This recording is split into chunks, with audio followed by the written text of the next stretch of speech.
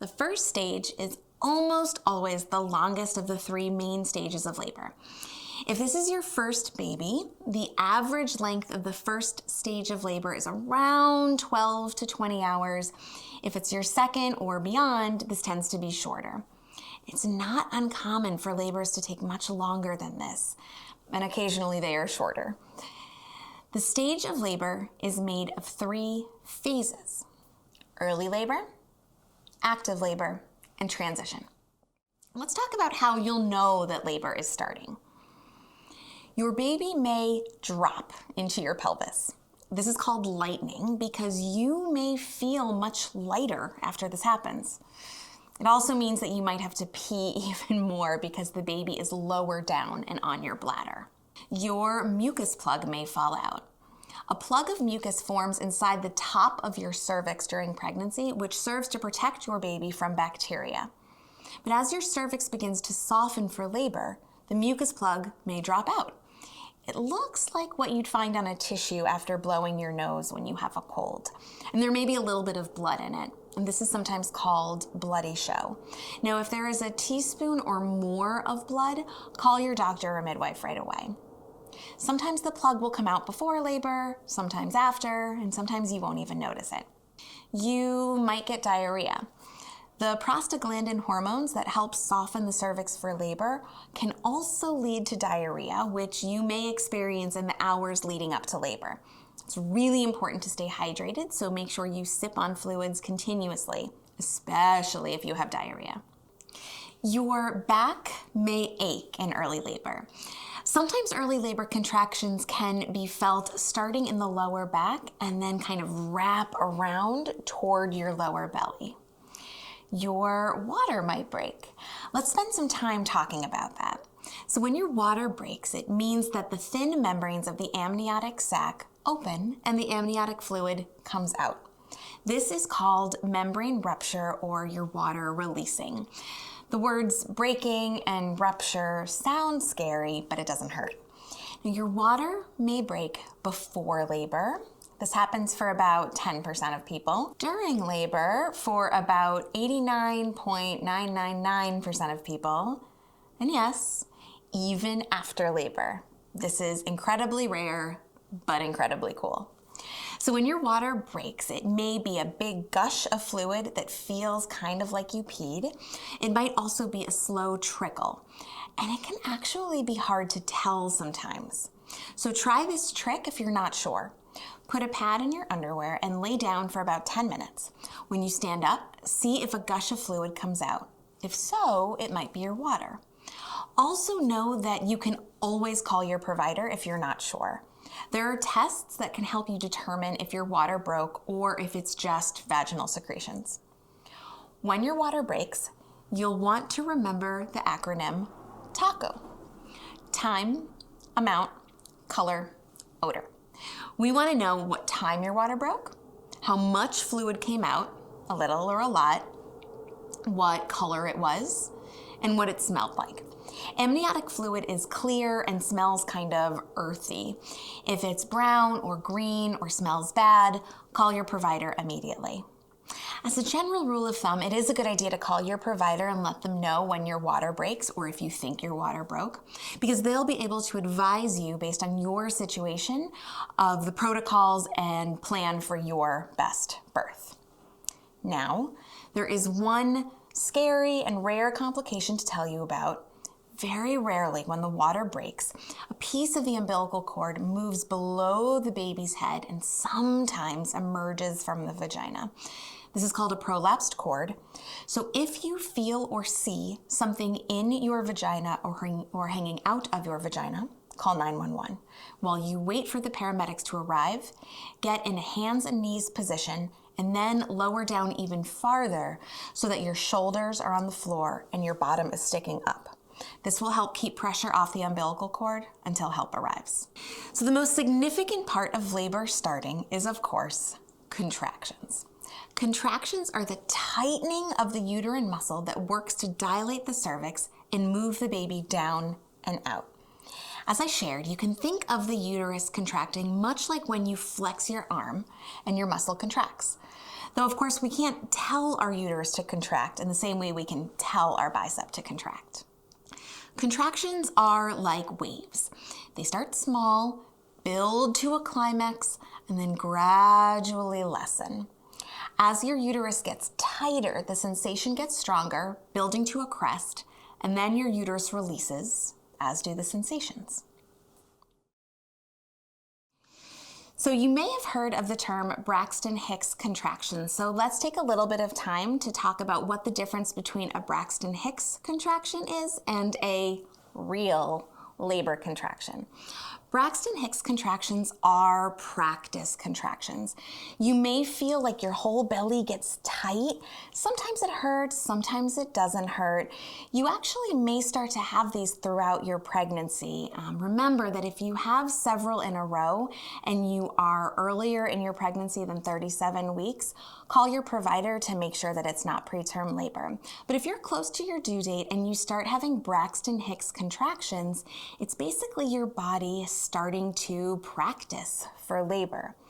Sometimes it can really feel like labor, so much so that you go to the hospital because you think this is it. And you get there and they find out that you're not in labor. And this can be really frustrating and demoralizing. Sometimes this is called false labor. I don't love that expression because what you experienced wasn't false, it was real. So take it as a practice run, go home, get some sleep, and know that labor is probably very much on its way. Sometimes Braxton Hicks contractions can be caused by dehydration. So it's really important in pregnancy to keep drinking water as much as you can to stay really well hydrated. You will know when a Braxton Hicks contraction suddenly becomes a real contraction.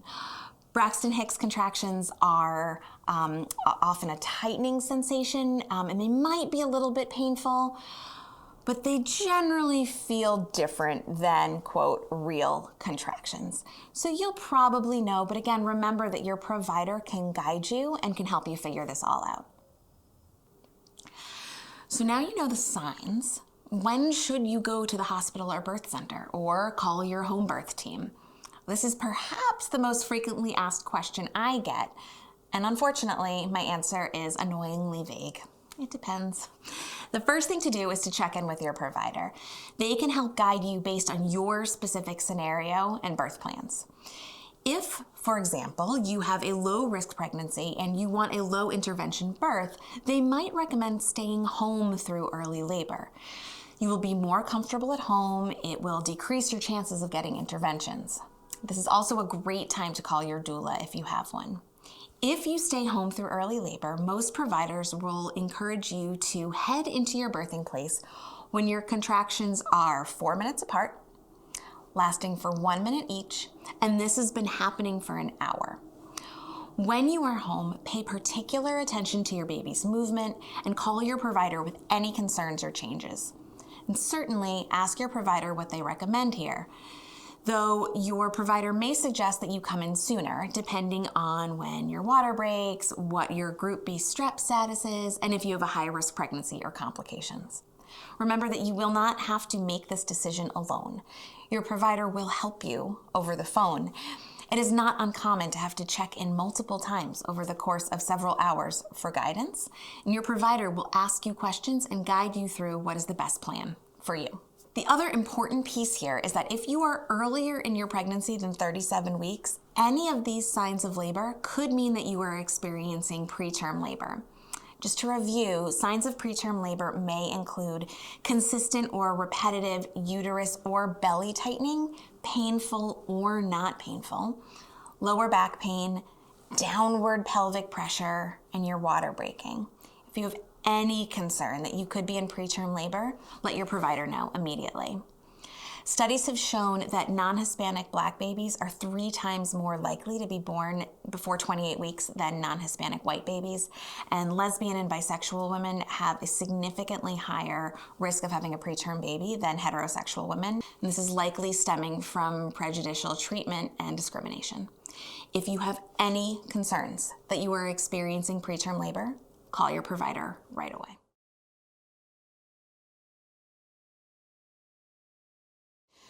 So you've determined with your provider that you are in early labor. Maybe you are headed to your birthing place, or maybe you've decided to stay home for a bit longer. If you stay home, and assuming your provider says it's okay, have a light meal and stay hydrated. Remember that you are about to run a marathon and you need good, sustainable energy. Go for a walk with your partner or labor support person. Walking can encourage your baby to get into a good position. It can bring on more contractions while helping you tolerate them, and it's a nice distraction. Don't be afraid to lean on your partner and sway during the contractions. You can take a warm shower and maybe even take a nap. Now, I know it's easier said than done because you will have so much energy and excitement during early labor, but see if you can lie down and close your eyes to help restore that energy. And don't worry, napping will not prevent labor from continuing.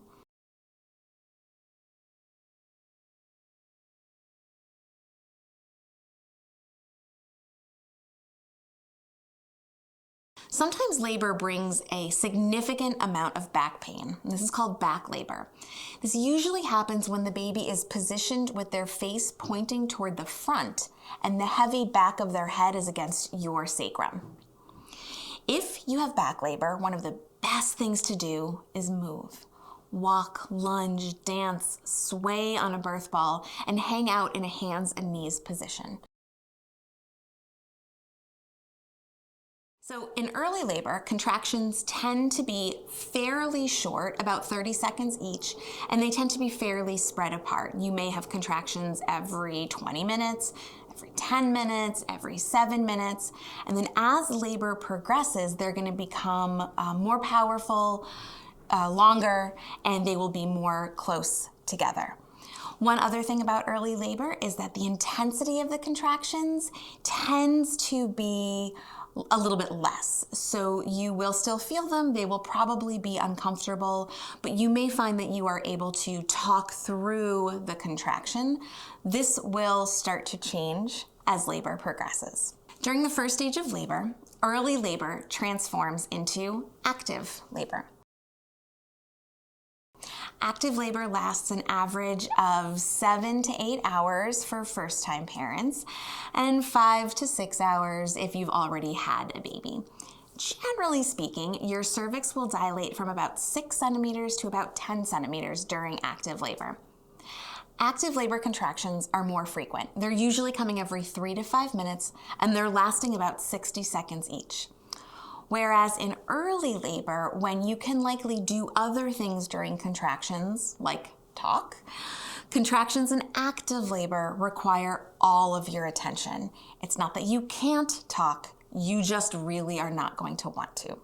You will likely find yourself breathing harder through these contractions and unable to focus on anything else. And this is often when coping skills become really important. Now, if you haven't made your way to your birthplace yet, it's definitely time to go. The last phase of the first stage of labor is called transition.